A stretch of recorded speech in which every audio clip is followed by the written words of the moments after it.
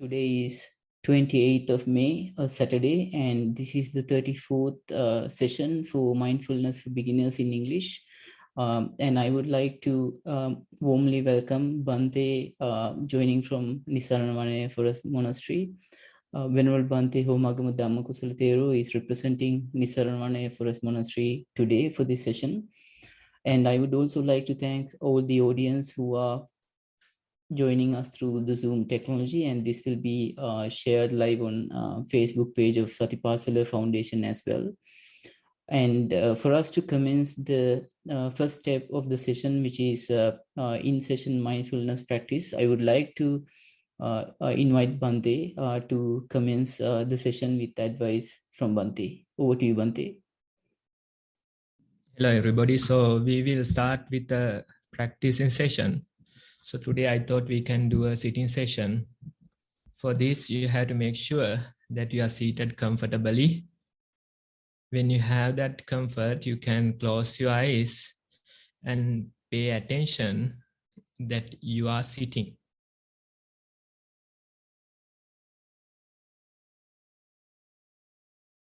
So in this present moment, you are seated and you are attentive. You can close your eyes gently and pay attention that you are sitting. When you have that awareness, you feel that various objects appear in your field of awareness.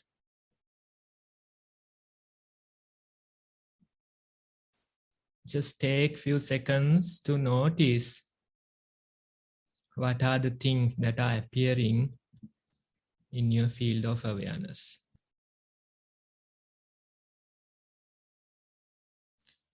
Keep an open mind and observe the things that are appearing.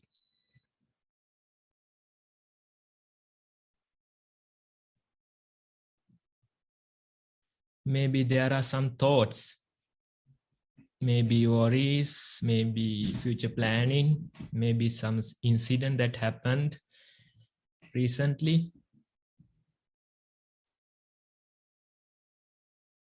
So thoughts could be there.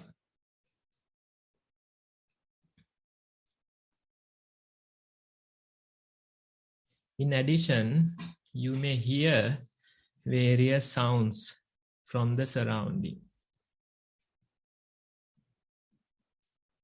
Maybe you hear vehicle sounds. Maybe there are some people talking, working in the background.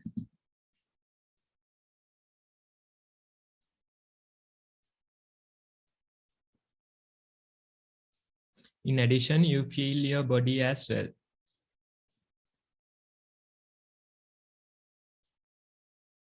Maybe the breath is prominent.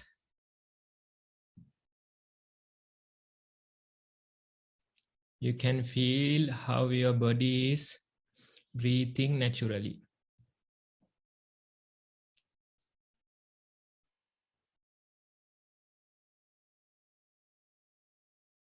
Maybe you feel the pressure on your back.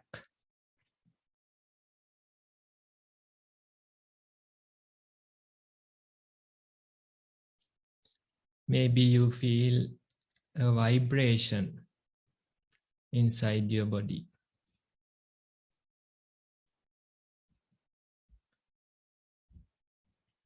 Maybe you feel pain inside your body.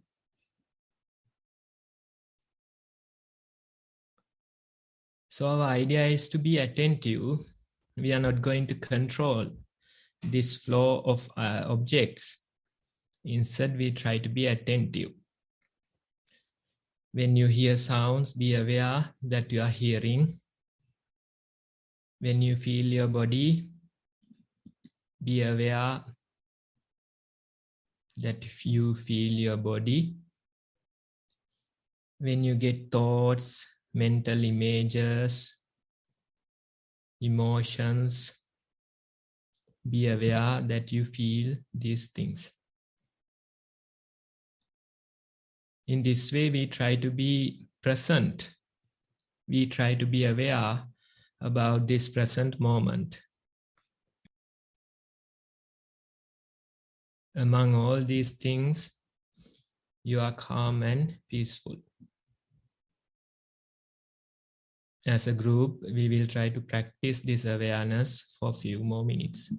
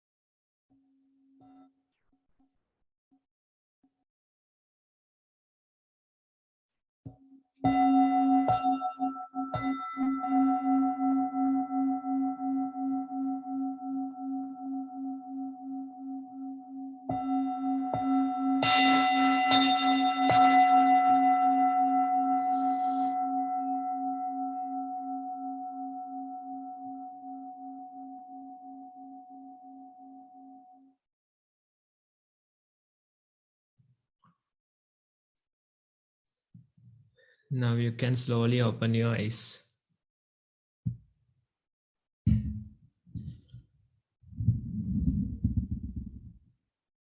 Now, when we practice this awareness, we become one through the practice.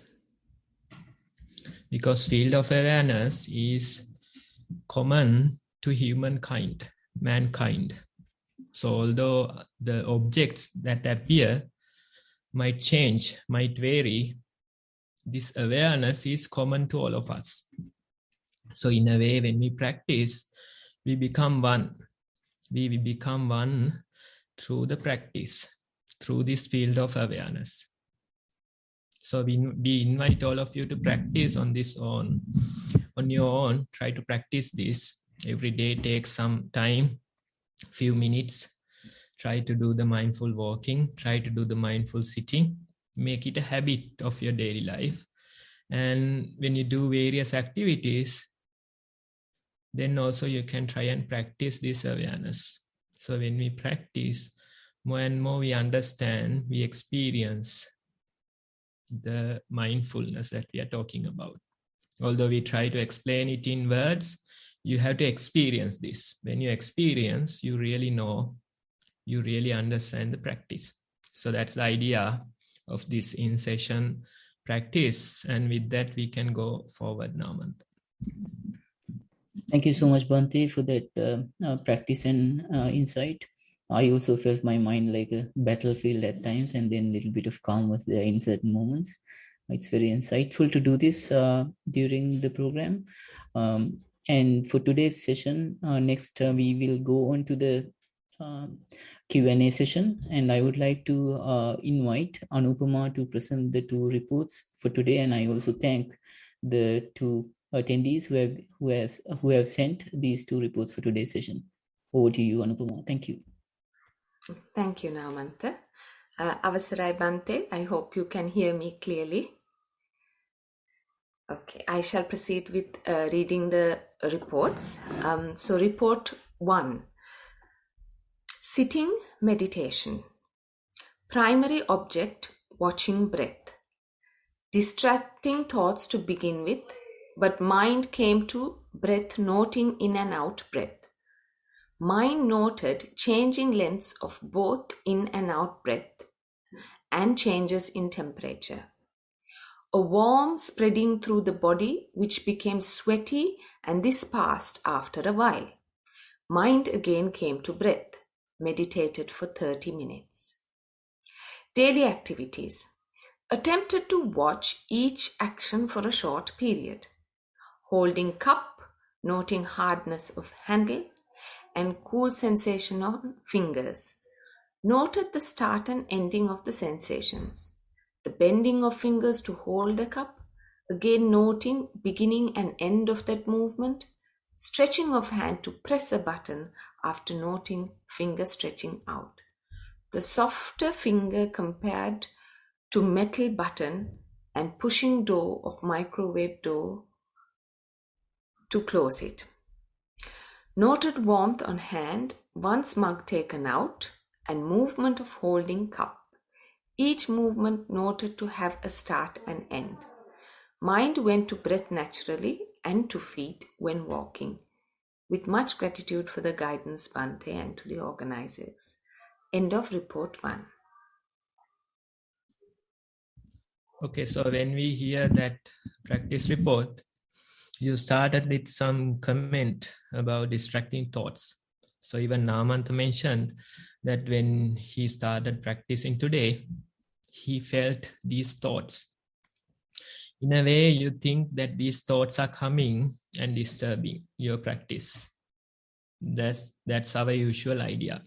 But when we really practice, when we put more and more hours into our practice, we understand we go and bother the thoughts. It's not the thoughts that come and bother us. Instead, we go and bother the thoughts. It's not the sounds that come and bother us. Instead, we go after the sounds. We go chasing after them. So that when you put more and more hours, you can really understand. Because these thoughts, if you don't do anything, their usual behavior is that they appear, they last for a while, and they disappear. These sounds, if you don't go and bother them, their usual way is that they appear, they last for some time, they disappear. That is how these things are functioning naturally. But the problem is that we go and bother them. We create more and more confusion out of this natural process. So when you practice little by little, when you put more and more hours, you understand that these things, they naturally appear and disappear. Appearing and disappearing, that is natural to these mind objects. Let it be thoughts, let it be sounds, whatever. You name it, their behavior is that they appear and after a while they disappear. Unless you go and bother, unless you go and chase after them. So when you practice, when you put more and more hours, you understand these thoughts appear. They come without my invitation.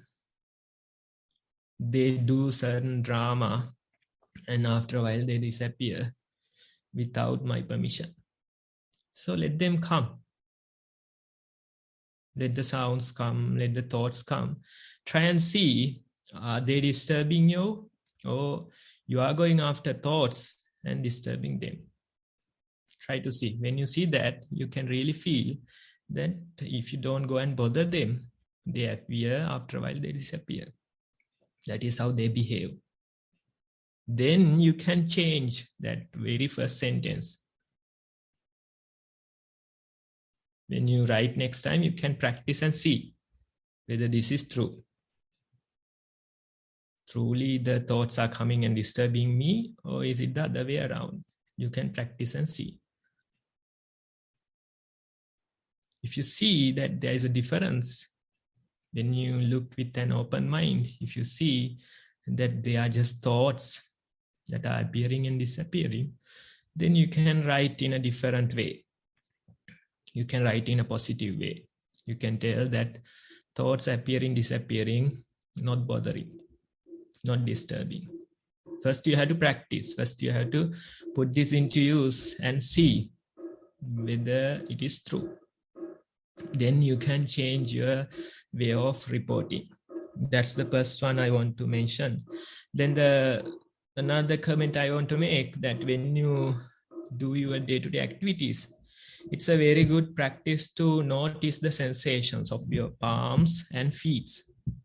Right? When you notice, you can really feel whatever the object you are touching, you feel it against your palm. You feel the temperature difference. You feel the texture. And throughout the day, you are touching various things. You are picking them up. You are putting them down. So you are doing them, these various activities. So each time you do, you take few seconds to notice. Okay, I'm picking this up. This is how I feel. And you function as usual. Then again, you are putting it down. This is how I feel. Then again, you function as usual. You go and open a door. This is how I feel. Then again, you function as usual. You walk. This is how I feel with my feet.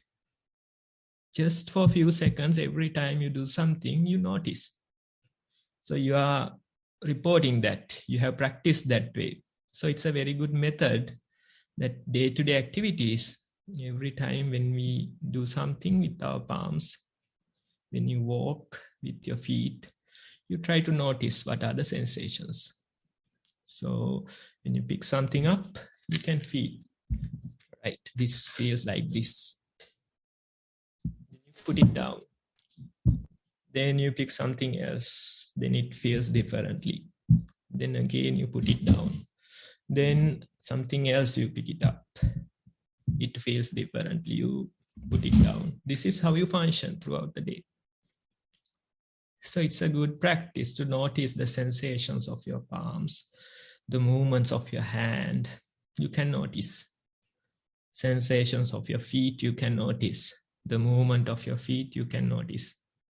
So try to practice this way. When you practice, the mindfulness naturally goes to these things. When you train your mind with that, then you can feel every time you touch something, even without intention, your attention goes there. When you open a door, even without intention, you feel how you are doing that activity. Initially, you have to train again and again. With time, you feel that you are naturally mindful about these activities. So thank you for sharing, and we invite you to share again next time. Thank you, Bhante. I will now move on to report number 2. Walking meditation for 30 minutes. Started walking inside on carpet flooring. Became aware of the intention to walk for at least half an hour. Attention was on the lifting, moving, and placing of each foot. Noted the light bounciness of the carpet on the soles of feet. The pressure between the foot and the floor was highest when placing of each foot. Felt this pressure releasing with the lifting of the foot. Noted the lightness of the foot while moving through the air and how the thigh area felt tighter, as if it was helping to keep the foot in mid-air. Noticed how weight of the body moved slightly forward when placing the foot and how the body weight tilted back when lifting the other foot.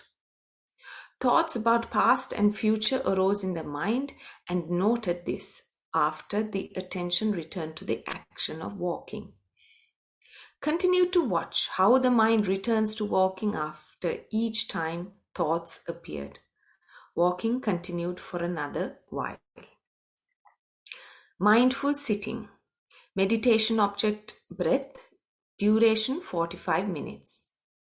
Sat on the cushion and adjusted the posture to a comfortable position. Did a body scan few times and relaxed the shoulders, face and scalp. Few contact points were prominently felt, such as legs touching the mat and the bottom against the cushion. When breath appeared, it was noticed around the nostrils. In-breath was shorter and cool, and out-breath was longer and warmer. Sometimes the breath seemed longer and other times shorter. There were other changes to the breath. Example, at the beginning, breath was continuous and now it felt as if breaking up. Tightness of right knee was experienced as discomfort and then pain. Noted slight irritation in the mind. Chose to watch the pain. It gradually expanded to a bigger area and the center of the pain moved from one point to another. Then noticed a long in-breath. Irritation had disappeared. Thoughts about past and future arose in the mind, but after a while, these too passed away. Pressure felt where the legs would have been, but couldn't feel the outline of legs anymore. Mindfulness returned to breath.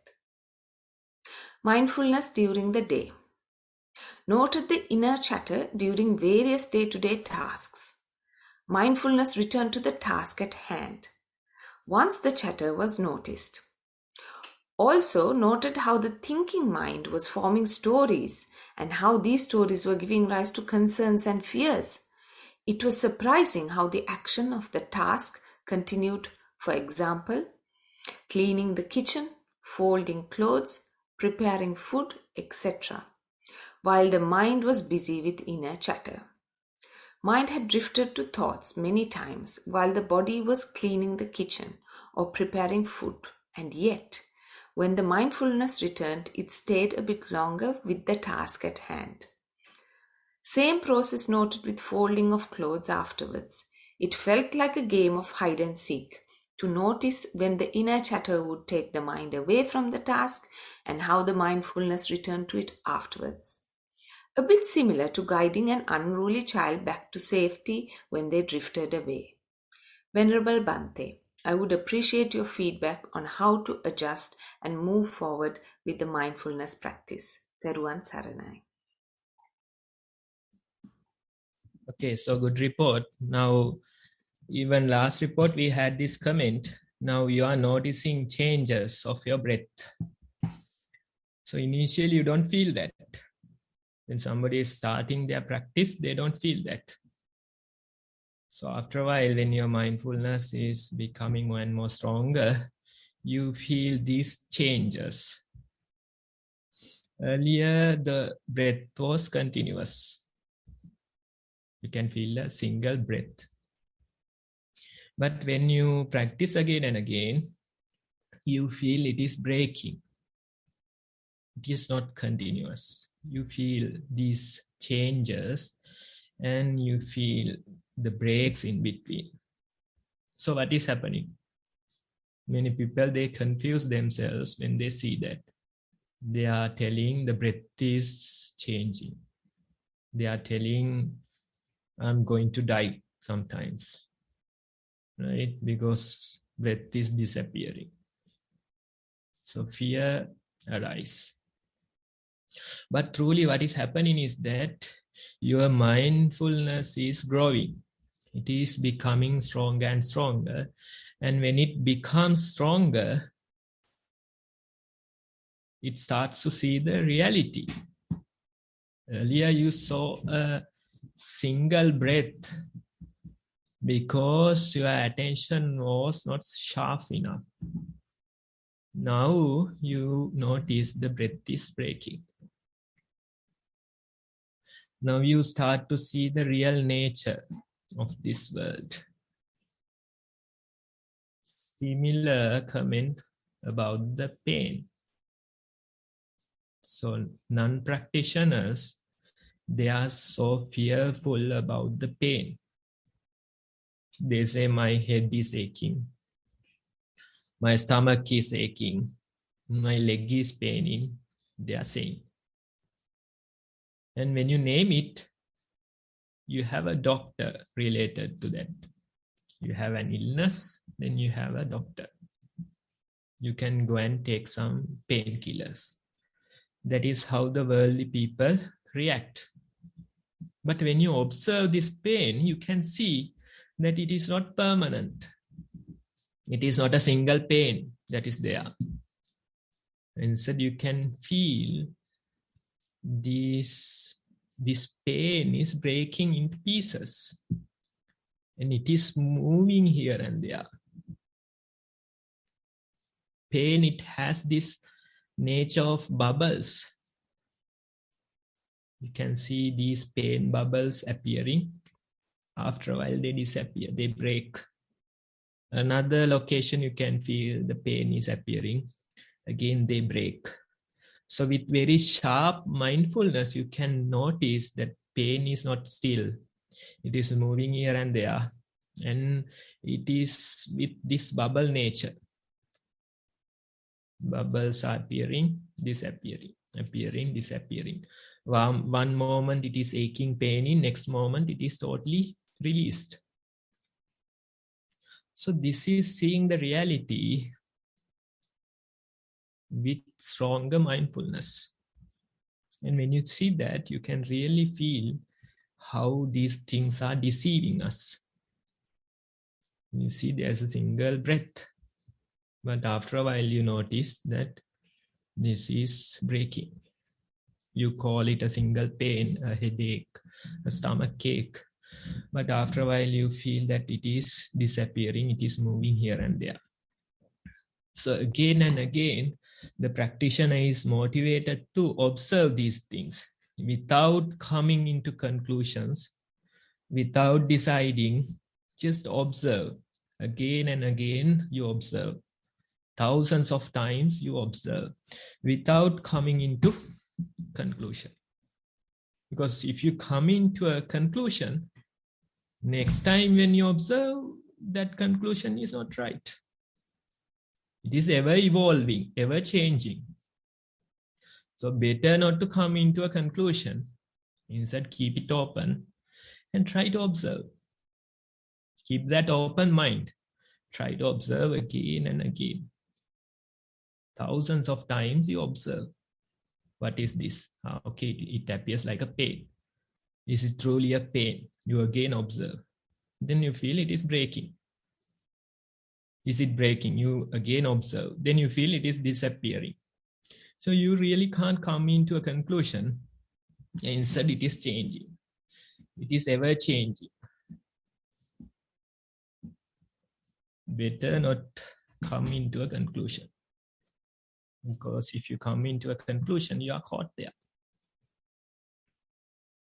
Instead, this is an ever-changing flux. It's like a burning fire. Although it appears like a solid object, when you get a bit closer, you feel that it is ever-changing. So similar, this outside world that we feel, this body that we feel, our mind that we feel, they are all changing. So that is why it is said that you can't jump into the same river twice. Some people, they try. They go to the same location. They jump once. Then after a while, they jump again. They take photos, they say, I jumped into the same river twice. Can you do that? Can you do that when you think? You can really feel that water is always moving. Although it appears like the same place, it is changing. And the person who jumps, that person is also not the same. His mind is changing rapidly. His body also changing. So it says that you can't jump into the same river twice. So you experience that in your practice. When you do it again and again, you feel how fast these things are changing. And it's a good view towards your practice, towards the world. Then you mention about inner chatter. So you can really feel that these things are appearing naturally. You have no control over them. So you are mentioning that you try to be like a parent who is behaving a child. You know what wise parents do? They just keep an eye, but they don't try to control the child. They just let him be, let him do his own thing, but they just keep watch. If you try to behave the child, then it's a struggle. Instead, the wise parents, they appear that they don't care, but they keep an eye, they watch. They allow the child to function as usual, allow the child to jump here and there, allow the child to do its work, but they are keeping an eye. So when we practice mindfulness, we too try to become a wise person, wise parent. Initially, you try to behave this child. It is so difficult. Again and again, you feel that it's like playing hide and seek. You bring him back. Then after a while, this person is missing again. Again, you chase after and bring him back. After a while, this person is missing again. So more you try this, the more you understand it's better just to keep an eye what is happening. We don't try to behave the child, behave this mind. Instead, we'll just keep an eye. That is a much better way of practice. But with time, you understand. Now you have tried this. Now try again and again. Try to see how to become a more wise parent. Allow the child to function. Allow the child to jump here and there. Just keep an eye. What is happening? Okay, he is there. What is happening? Okay, now he has moved. What is happening? Now he is crying. What is happening? Now he is playing. You are just keeping an eye. You are not involving in the process. Instead, you just watch. That is a much better approach. But when you practice like this, it will naturally come.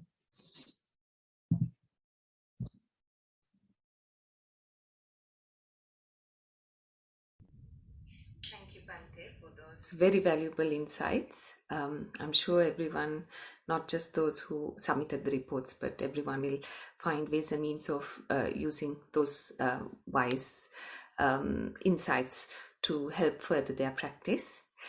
We now move on to our Q&A session.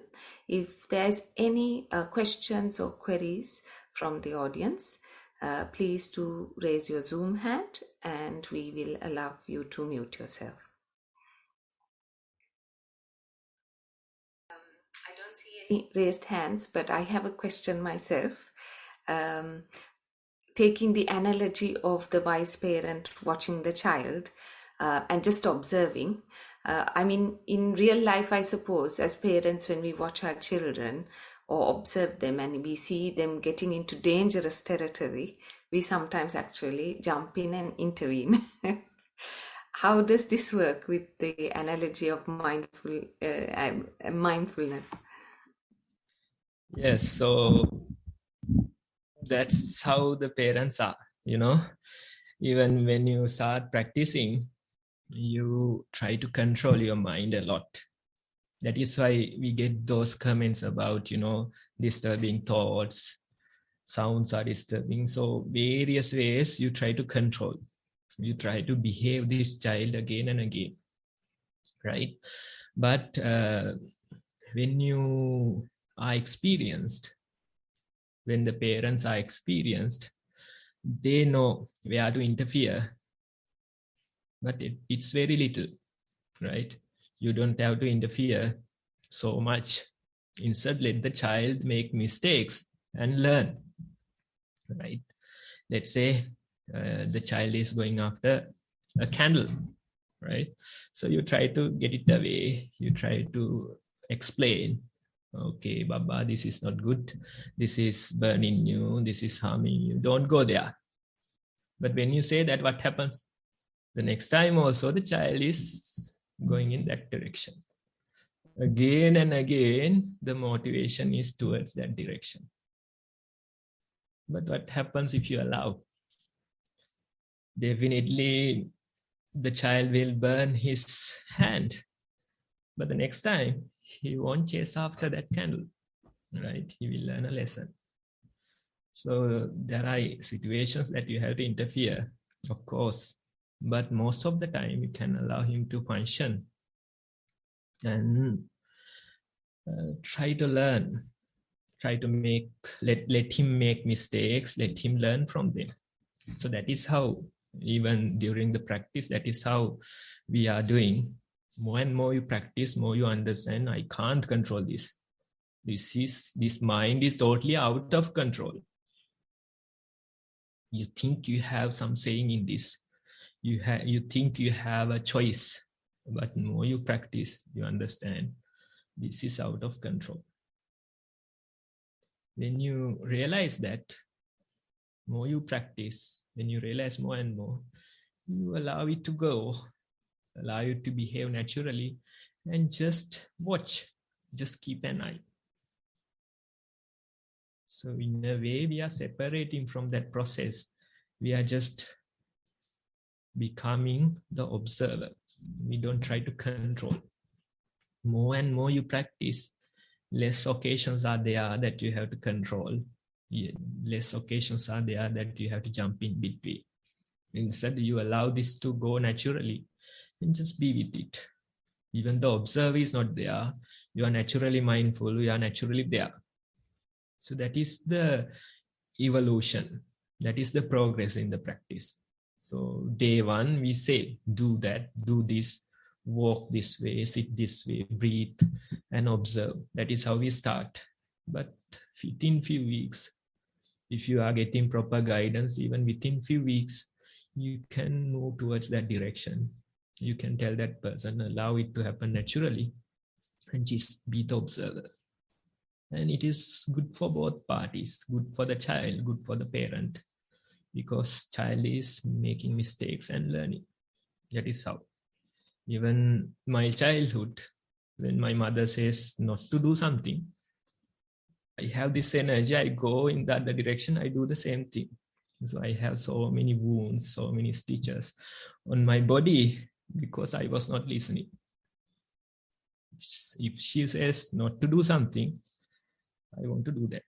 That's how I am. So in a way, it worked out all right for me, right? Otherwise, you can't become a monk. You can't do that, right? Because the entire society will go against you. Parents will say not to do it. The society will say not to do it. So that's how it works. You have to go against the flow. You have to go against the current. So kids, they have that nature, but more you try to control them, more you try to influence them, they become so dependent on you. That's not the proper way, because one day they have to go to the society. One day they have to stand on their own. One day they have to face these people, deal with them. So if you are not there to protect them, what will happen? So it is better you allow them to make mistakes at an early age, allow them to learn from those mistakes. And when they grow like that, they will naturally have that quality of making mistakes, learning from them. They know how to deal with people. So those are valuable skills, even in our society. Even some young people that come here, some of them, their parents have watched them entire life till age 20, 25. And they come here suddenly and they can't even function. They can't even wash their clothes. They can't even eat their meals. They can't even, do a small task. So really difficult to face. And, many people, they easily take advantage of those type of people because they don't know the society. They have no experience. So it's much better allow them to make mistakes. They make mistakes. Same goes for the mind. Every time you allow the mind to go its own way, try to be the wise parent, try to be the observer, then you are learning. That is how we learn. If you only stay with your breath, there's no progress in your practice. The thoughts must come. The emotions must come. The difficulties, pains, aches in your body, they should be there. That's how you go the wisdom. That's where the wisdom comes. Otherwise, if you just observe the breath, there won't be any wisdom. It is just the initial part of your practice. But when the thoughts come, when an illness comes, when a problem comes, then you really develop the wisdom. That is how the practice is maturing. So try and see how you can support that.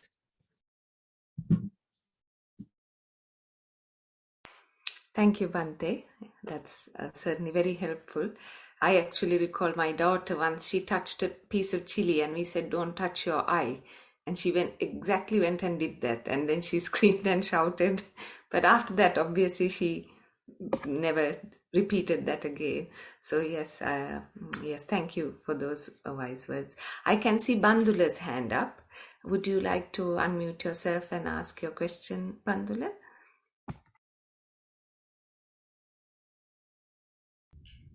We can't hear you, Bandula. You appear to be unmuted.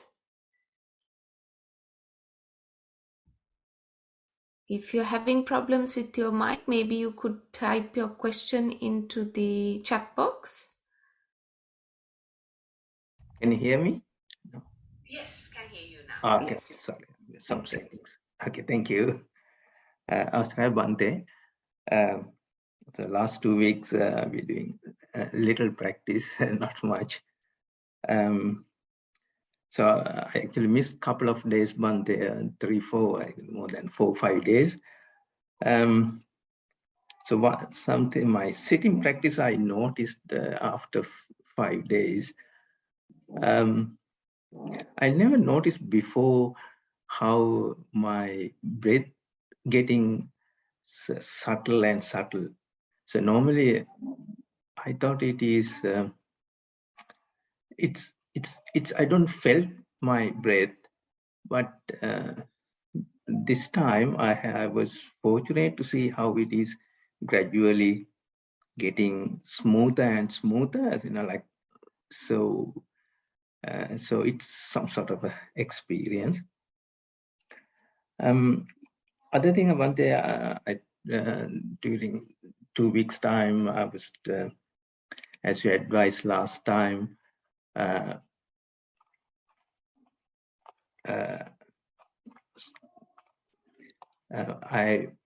try to watch my thoughts. So some thoughts actually I didn't have much trouble at all. So I managed to see it calms and goes away, and same time some thoughts is naturally fade away. So, but certain things, even without my intention, it has carried me, just started thinking mind, inner chatter started. So I could a little bit develop a little bit patience now. Let the mind to talk and let it finish its story. So during that the practice, the thing I noticed, if I not try to judge things, it is much better. So it can easily let go, because if you try to judge it, then it creates certain personalities, the people, me, and the sense of me and mine, everything comes up. So that was my practice, Bhante. I have a little question, Bhante. When I was walking, or if you are with the breath, I felt there's no me or there's no person there, but not every time I didn't get that the understanding. Say, like, if you walk, if I'm really into the walk, say, like, I can feel the sensations, everything. I know there's no me or mine there, but some other times, like you do certain work, I have a little doubt. I don't know whether it's still you have a me or certain person there inside. So I know that mindfulness is, if it is really mindful, there shouldn't be a person, I or he has no opportunity to form it. So that was my question, Bhante. Thank you very much. Okay, so you have noticed the changes in your breath. That's a good sign, but it's not over. We just notice the initial part of it. When you notice those changes, you have to closely observe and tell us the rest of the story. So even breath, it is telling a story. You have to closely observe and see. So when you do that, you feel within 30-40 minutes, initially it is happening. But more you observe, you notice that it is happening faster and faster. You can really tell the remaining part of the story. So the story, when you observe your changes of your breath, that is just beginning, but you have to tell the remaining part. In order to do that, you have to observe again and again, right? That's one thing. Then when it comes to thoughts, various emotions, if there is no judgment, it is much better.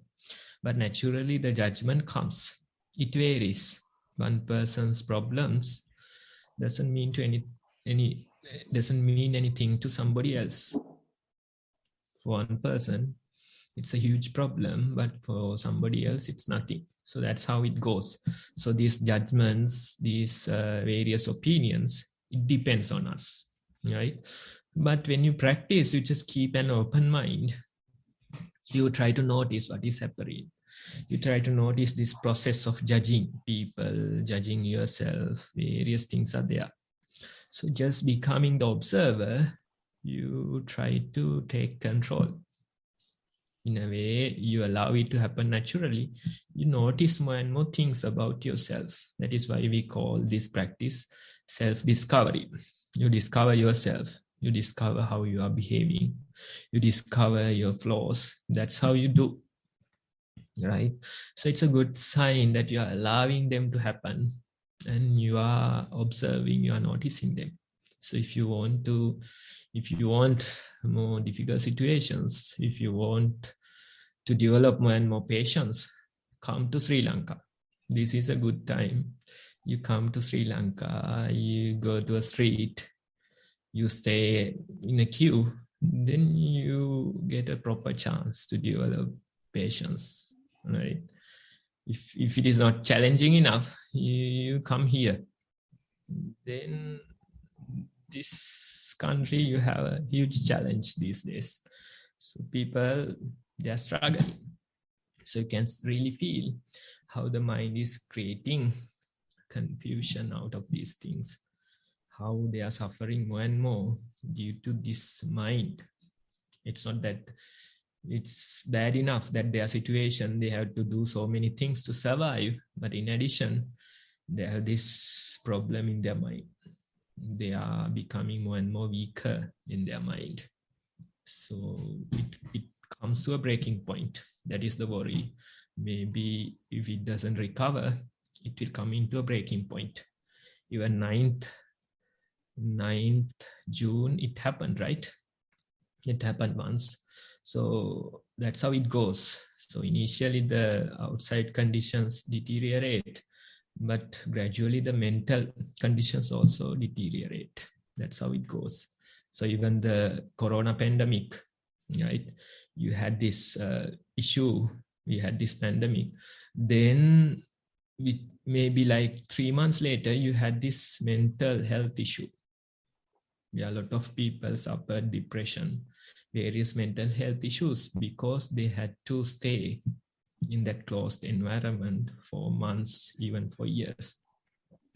So that's how it comes. So even when things go bad in a country, within few months, people's mentality, mental health, that will also deteriorate. So it is going in that direction. So you can see how these things are involved, right? Initially, the outside things are there, but the problem is coming to your inside, to your mental health. So if you keep an open mind, you can see how the judgments are there, how you are creating various issues out of nothing. You are just trying to observe. And when we practice, we are not saying there is no self. Instead, in the practice, we say, okay, assume that there is a solid self, right? That's the way of practice. It's a null hypothesis that we are using. We are assuming that there is a solid self, and we try to prove it. We try to observe it again and again. So initially you feel there's this solid self. I'm walking, I'm sitting, I'm breathing. That is how you start. But more you practice, now earlier reports you could hear that they are saying that breath is breaking. Now initially you thought that there's a solid breath. Now it is breaking. Initially you thought that there's a solid pain. Now it is breaking. So it's a null hypothesis that we are using. We are assuming that there is a solid self, and eventually you will disprove it. That is what will happen. So observe again and again. Then you realize that although I think there's a self, although it appears time to time, you can see that there is no solid self. It is more and more hollow. More you observe, more you feel the hollowness. So that's how it goes. So don't come into any conclusion. Just keep an open mind. Continue this observation. Continue to do it. If you need patience, come to Sri Lanka. Try experiencing difficult situations. Try facing difficulties. Don't try to avoid them. You don't have to chase after them. Instead, they will come naturally. When they come, you have to face and see how I am reacting, how I am responding to these situations. So that's how you develop your practice. So continue to report back to us. Thank you very much, Bhante. Thanks for the advice. Thank you, Bandula, for the question, and Bhante for the wonderful advice given. Do we have any other questions? I'll give you maybe 30 seconds or so to raise your hand.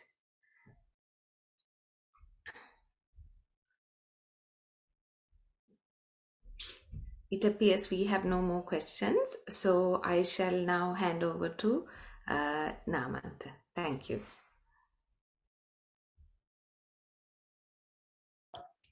Thank you very much, Anupama, for conducting the Q&A session, and much merits to Bhante for such insightful advice. And also, I am very glad to hear about the null hypothesis about firstly assuming that there is an I and then trying to understand how that is broken from within yourself, rather than trying to establish the fact that there's no person as I. I think Panchani has raised the hand. Yes, Panchani. Bante, is it okay if I give a moment for Panchani to ask the question? That's fine, yeah. Okay.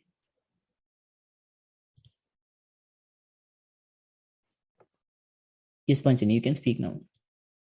Avasarai Bante. In my practice, Bante, when I go to work, it's very hard to stay away from Dasakata, as you know, because you have to engage in conversation with your colleagues. But at home, I try my best not to engage in unnecessary conversations. How do you actually, what is your advice? Like, it's very, very difficult in a work scenario to avoid these things. So, and how do you go about it? That is my question, really.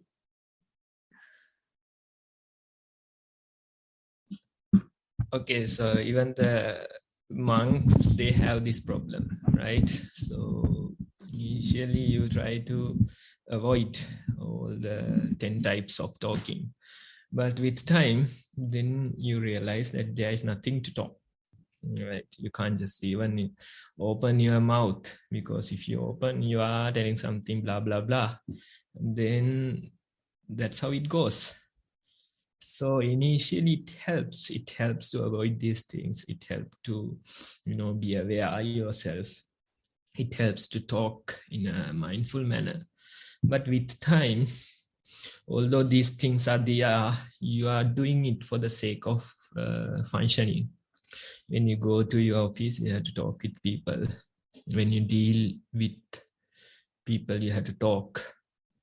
Your family members, you have to do your day-to-day functioning. So in a way, you are doing it for the sake of your responsibility, for the sake of functioning. So initially, those are problems, but with time, we try to just, somehow make an excuse, compromise, and somehow function. That is a much better way of thinking, much better way approach towards these things. Otherwise, if you avoid talking to people, it's difficult. Various other issues may come. If you avoid talking to family members, then it's difficult. So in a way, we are not trying to avoid the reality. Instead, we try to face it. Instead, we understand this is not the truth, but we are doing it. Even sometimes the Buddha was questioned, these arahants, these noble ones, they speak, they use this language. They say, I am walking, I am talking, I am doing, but there's no real self. Are they not real arahants? Are they not real noble ones? This person is asking from Buddha. Buddha is simply responding. They understand the conventions of this world and they are using that. They are skillfully using that. Not just using, they are skillfully using. With wisdom, they are using. They understand these worldly conventions. So that is how you have to function. Otherwise, if you try to avoid everything, then it becomes more and more difficult. You just have to deal with various people in this society. So function accordingly. That is the wisdom that we are talking about. Otherwise, you are just avoiding. It won't work forever. Instead, you have to use the wisdom. That wisdom part is lacking, especially with the practitioners, the Buddhist practitioners, it is lacking. They don't like to face the reality. Instead, they go somewhere else, some other world they want to be in. But the reality, you have to face this world. That is why we hear all these stories, right? You try to avoid this world. You try to go into a forest. You try to find solitude. But that's not the way to realize true Nibbana, or through peace. One day you have to return back to the world. One day you have to start dealing with this society. Then only you can see whether you have achieved a real peace. Otherwise, till there are no people, till there are no problems, you are peaceful. So it is said that there are two types of tranquility. One out of the ignorance. Because there are no people, because there are no problems, your mind is peaceful. Two, the second type is out of wisdom. Although there are problems, although there are various people, still your mind is peaceful. That second one is the real peace. Otherwise, first one will only last till there's a problem, till there are people, right? So you have to make sure that you implement this wisdom part into your practice. Talk for the sake of talking, deal with people for the sake of dealing, but with wisdom. With wisdom. So that skill you have to develop. That is why when the practice is mentioning, it is saying that this is the wisdom part. This is the skill that you have to develop. You are dealing with the world with wisdom. You understand these worldly conventions and you deal with them. That is how you have to do.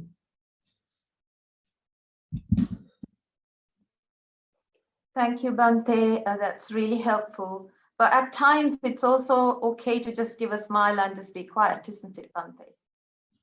Yeah, that's also wisdom. You know when to talk and when to keep quiet. I'm not saying all the time and talk. You talk on occasion. You keep quiet. You ignore people. So various options are there. There's no solid answer. Instead, you have to evolve according to the situation. Even say it is said that when there are like crazy bulls, you don't go face them. Instead, you go some other route, you avoid them, right? So that is how you function. There's no fixed answer. Instead, depending on the situation, you develop. Certain people you have to avoid. Certain people you just smile, shake your head and go. Certain people you talk. So that's the wisdom part that we are talking. If I give a fixed answer, then that is also wrong. So I'm just keeping it open. I'm just showing you various directions. Then you have to implement it. You have to go into the society. You have to be skillful. So that is the wisdom part that we are talking. So try implement these various people. You have to, deal with various ways. So you may make mistakes. That's fine. You make mistakes and you learn. But if you are doing the same mistake again and again, then you have to question that. So that is how you have to go forward. Thank you, Bhante. Theruvan Saranai. Thank you, Panchani, for that question, and much merits to Bhante for the explanation. So I will next move on quickly to the beginner's introduction in 2 minutes. I will share the screen. So you can see on screen the 5 steps to commence and continue your mindful practice. Firstly, there are 2 YouTube videos which are based on initial instructions for a beginner, and I have shared this in the Zoom chat section. You can go through these 2 videos and gain a fairly good idea of mindful walking practice and mindful sitting practice. And the point number 2 would be to allocate some time daily so that you can spend about 20 minutes or spanning up to even 1 hour if the time is available for you to allocate for 1 session of mindful walking. And similarly, you would advise you to go next into a mindful sitting session to the same amount of time as a mindful walking session, and keep doing this for a few days, and then you are ready to submit your first report on mindful walking and mindful sitting sessions. And if you are doing this continuously, you can continuously since the first report, you can continuously send us reports on a weekly basis even, where you highlight what you experienced during mindful walking, what you experience is during mindful sitting. What happens is when you write you experience in your own words, you get to gain mastery over the sessions, over the practice, because in addition to being mindful, you are putting that into words. So that is another exercise which couples with the mindful practice and strengthens it further. So if you haven't submitted a report yet, some of you might not have, it's very good. It feels good to write that report and send it. Even I write reports. So similar way, you can go on improving yourself this way. We will get Bhante to comment on your report, which will be useful to you and to all the listeners. So there is a feedback loop which will help you strengthen your mindful practice into the future.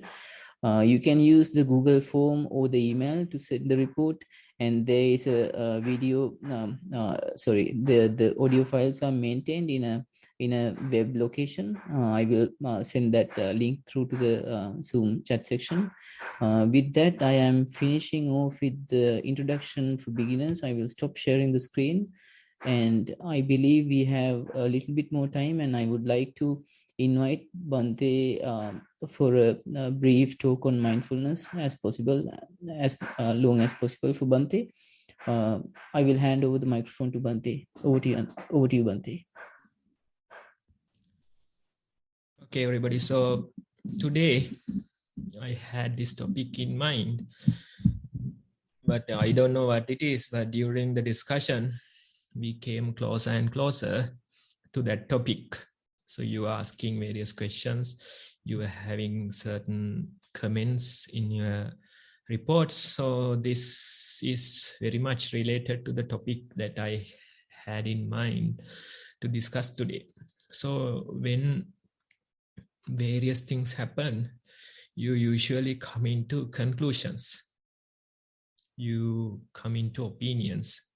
You want to make decisions. You try to react. So that is how we are functioning usually. But the practitioner is advised to observe again and again. The practitioner is advised to observe without coming into conclusions, without coming into judgment, without acting. The practitioner is advised to observe. Keep an open mind and observe what is happening. Not just for a single or second time, but instead observe for thousands of times. Try to keep an open mind. So in a way, you have to have patience in you. If you are in a rush, if you want to make a decision right away, if you want to blame somebody, then that's not the right practice. Instead, you just keep an open mind and you allow things to evolve. That is very much related with our practice. Now, when you walk, sit, this experience is coming closer and closer. You feel that, various things are happening. You feel that thoughts are bothering me. You feel that I can't be mindful because of this environment, because of the people. That is how you feel. But you are advised again and again to keep an open mind. Just openly observe. Don't come into conclusions. Don't come into judgment. Instead, keep an open mind and observe again and again. When you do that, you feel that although the thoughts are appearing, they are naturally passing. If I don't go and bother these thoughts, they are naturally passing. Although the sounds are appearing, they are naturally passing. If I don't go chasing after these sounds, they are naturally passing. So in a way, you have to be patient and observe. You have to have a patience in you and observe again and again without reacting, without coming into conclusions. So this is very much related to your practice. This is very much related to your day-to-day life. And this is very much related to the wisdom that we are developing through our practice. If you don't have that patience, if you don't like these thoughts, if you don't like the sounds, if you only want to observe your breath, then this wisdom won't come. But in a way, as humans, we are blessed, because although you try to avoid, you can't avoid this world. Although you try to avoid people, they will somehow come after you. Even living in a forest, in a monastery, even I can't avoid people. They come and they somehow create problems. They somehow ask questions. So that's how it goes. So as humans, we are blessed in a way that without payment, the people come and they create problems. Without searching for them, the problems come. Without you paying for them, your body becomes sick. Without any fee, various people come and blame you time to time. So when these things are there, when these things happen, these are occasions that we can develop wisdom. So when such difficulties come, usually our mind is swiftly moving into a conclusion, swiftly moving into a judgment. That is how our mind works. But the practitioner, they again and again keep an open mind and try to observe, try to be the observer, let them evolve themselves and try to see what is happening. Again and again, you keep this openness. So various people come, they blame you, then you allow it to evolve. Then your body becomes sick without taking painkillers, maybe with a herbal tea or something. You just let this sickness evolve for a while. When problems come, you don't have to solve them right away. Instead, just let this problem show itself. So you are allowing these things to evolve and try to see what is the truth that is there. So in a way, in Buddha's terms, Buddha is saying, when you look at something, there's something prominent. When you look at a forest, you see a big tree, huge tree. That is how your attention works. But the practitioner, he sees through this tree to see the forest. He's saying, don't get misled by the tree that is apparent. Instead, see through the apparent to see the transient. See through the tree to see the forest that is behind it. Because the real problem is not the tree. The real problem is the forest. This forest has a potential of creating thousands of such trees. So Buddha says, see the forest behind these things. See through the tree to see the forest behind. That forest is the real problem. Milarepa, he says in different words. He's saying, when you throw a stone at a dog, the dog will chase after the stone and try to get revenge. The dog will try to bite that stone, try to get revenge. But when you throw a stone at a lion, the lion won't go after the stone. Instead, it will come to the root. It will turn its attention towards the root, towards the source. So Milarepa saying, nobody dares to throw a stone at a lion for the second time, because it is coming towards the root. It is coming towards the real source, the real problem. So in this life that we are living, certain things are apparent, they appear. Now, this is the reason. Somebody come and blame you, you think, this person is the problem. You get sick, this is the problem that you think. Something happens in your family, this person is to be blamed. That's how you think. That's how your usual reaction is. But the practitioner, he's advised to see through this problem, to see the real nature. So our mind usually grabs attention. It goes to the most prominent one, the apparent one. You have to develop this new view. You are trying to see through the apparent, see through this problem, and see the background. What is the source of this? When you get hit by something, what is the source of this?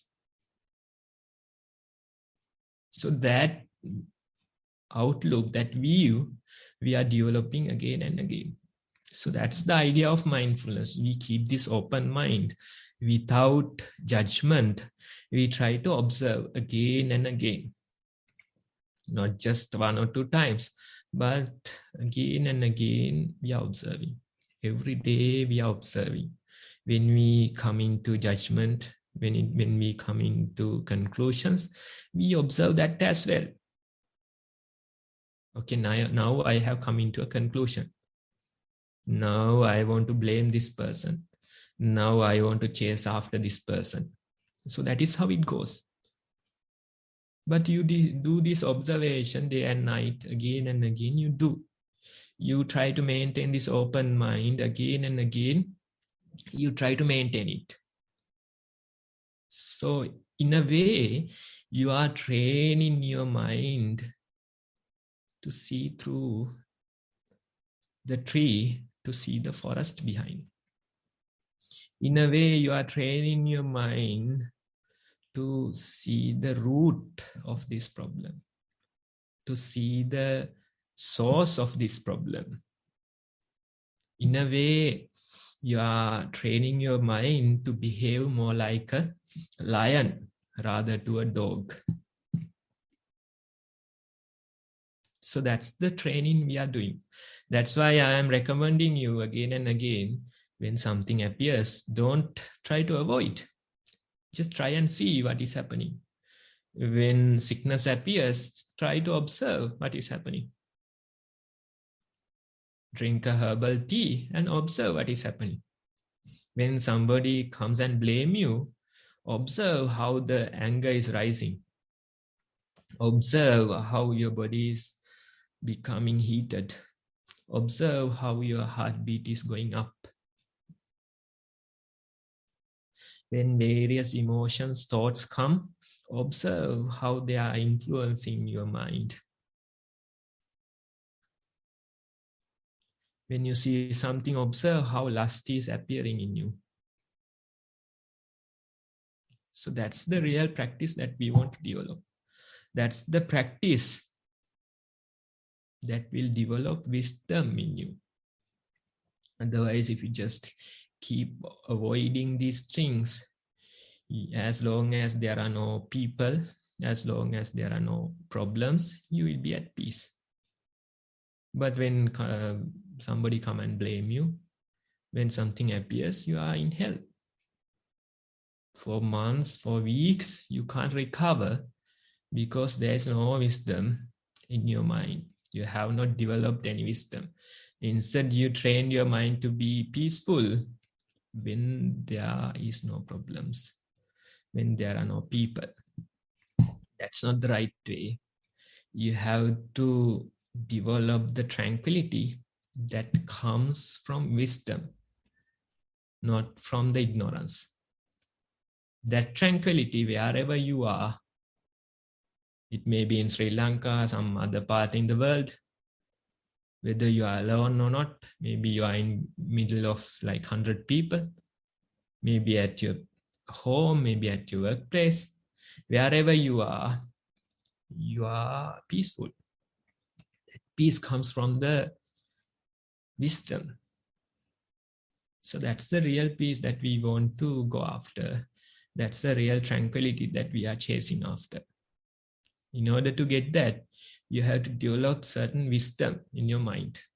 So even when you practice, you sometimes try to say that I want to do concentration. After developing certain level of concentration, certain level of samadhi, then I will go for the wisdom. That is the usual way. That is how you think about the practice. But in a way, we are recommending just keep an open mind. Try to see whether the concentration is coming. Try to see whether the wisdom is coming. Whatever that's coming in your practice, accept that. That is how you progress. If the concentration is coming, then that's fine. If the wisdom is coming, that's fine. You have to accept what's coming and progress in your practice. So even you can feel when I'm, giving feedback on various reports, if you are closely listening, for some people, we are recommending the path towards concentration. For some people, we are recommending the path towards wisdom. So that's how it goes. Depending on your report, you get various advice. So in a way, we are keeping an open mind.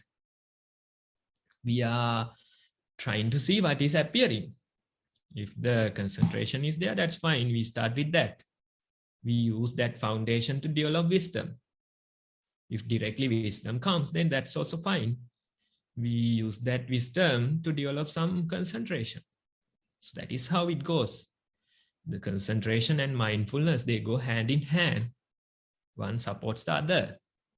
So that's how you have to approach your practice. Otherwise, if you try do concentration meditation, that won't work. Even the same person, if they do a sitting in the morning, maybe concentration is stronger. If they do a sitting in the evening, maybe the wisdom part is stronger. So you can't really change that. Instead, you accept what is there and you move forward. That's how you have to approach your practice. Otherwise, you are still creating confusion, still creating pain in your mind. Even because of the practice, you are creating a stress out of it. This practice is there to find some kind of a peace in your mind. But out of the practice, you are creating more and more confusion. So that's how most people do, especially the Buddhists, they go after that. They don't like the practice. They only want to learn the books. They go for the temple, they do their thing and come.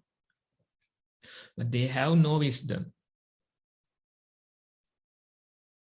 That's the problem in this country.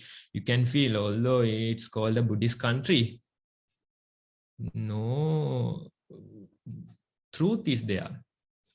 The religion is there, but the Dhamma is not there. That's the problem. They appear to be like, Buddhist, but they have no Buddhism in their heart. Whatever they do, it's a sin that they do. Whenever they open their mouth, they tell a lie. Always thinking about stealing from somebody else. Always thinking about revenge. That's how they do. But on the Poya day, they dress in a white outfit. They take some flowers and they go to the temple. So they appear to be like Buddhist, but there is no Buddhism in their heart. So that's the basic problem in this country. They are bankrupt in their heart. So that appears, that is projected outwards. So instead, you try to keep it open. You try to practice. You try to create Buddhism in your heart. You try to see the Buddha in your heart.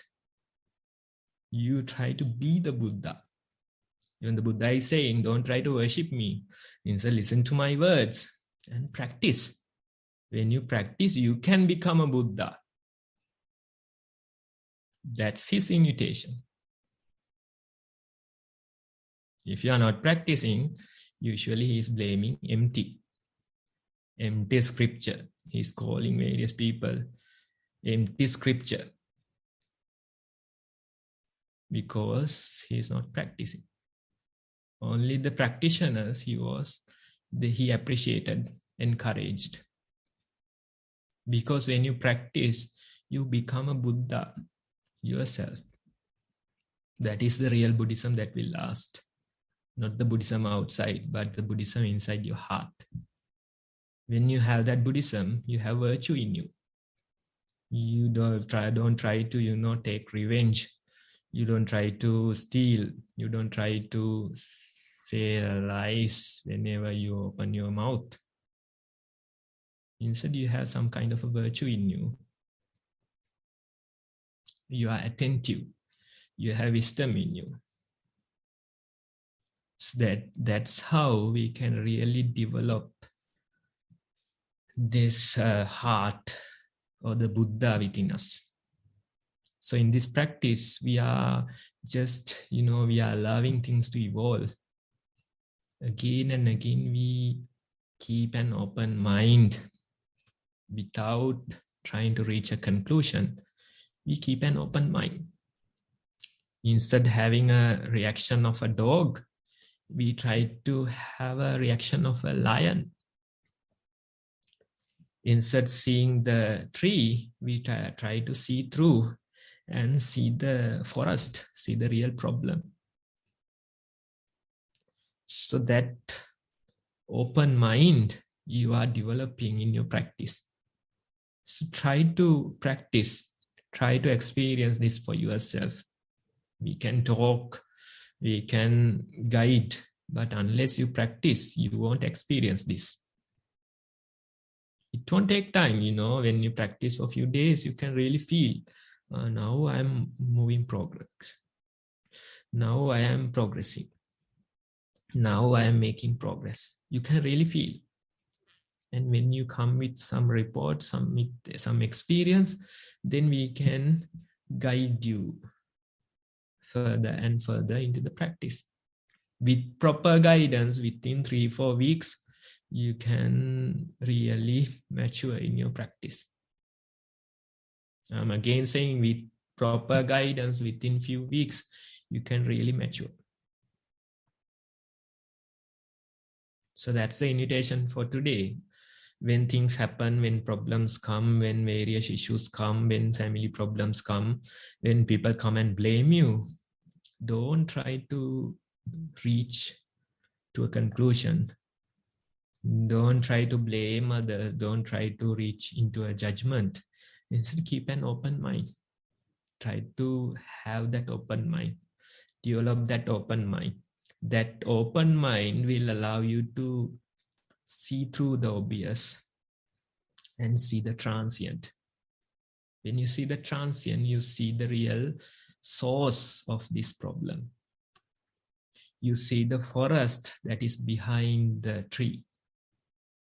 You see the source of these things like a lion.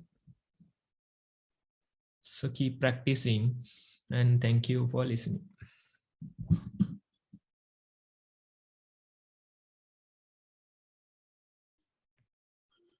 Many minutes to Bhante for that insightful talk, even though it was only about 20 minutes. There were a lot of worthy information conveyed in that, and the practice being taught here is so dynamic that it can tackle whether it is concentration that you are getting moved into, or whether it is wisdom that you are getting moved into. And also you can try to understand and try to bring about the Buddha within you by practicing in this manner. So like in certain other styles of meditation. Here, we do not mind whether we are moving into concentration or wisdom. So that's a very unique capability that you will be building.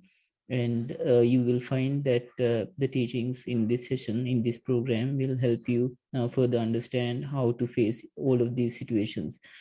Actually, there will not be any situation that you are unable to face when you start mastering this practice. So with that, I would like to confirm the conclusion of the main items in our session. I would like to thank Venerable Bhante Homagama Dhamma Kusala Thero for participating in today's session, and mostly, even furthermore, for Bhante's effort and careful attention on bringing value in this manner to the session. We would all wish Bhante all the best in Bhante's own progress in mindful practice. Secondly, I would like to mention Most Venerable Bhante Udairegam Dhammajiva Mahathero for insightfully requesting this program to come into actuality and also in sustaining it. Then I would like to thank all the wonderful organizers who have initiated this program, who have worked hard to initiate the program and who are sustaining the program. Then I would like to thank all the attendees who are participating in these sessions for the program, and we see that you are participating every week, so that is a great thing, and we appreciate that. So with all that, if anyone has a question, I can give a minute or two for anyone to post a question on, or any criticism or suggestion. I'll give you 30 seconds to raise a Zoom hand. Okay, I think 30 seconds ran fast. So with that, furthermore, I have put in some messages to save time into the chat section, which are notifications I would usually speak. But here I have just put them into the chat section for all of you to see. I would sum up today's session, and we would hope to see you next week. And I wish all of you a happy and mindful week ahead, and hope to see you returning to the session with reports and questions to participate. Have a wonderful week ahead, and thank you. I will end the session now.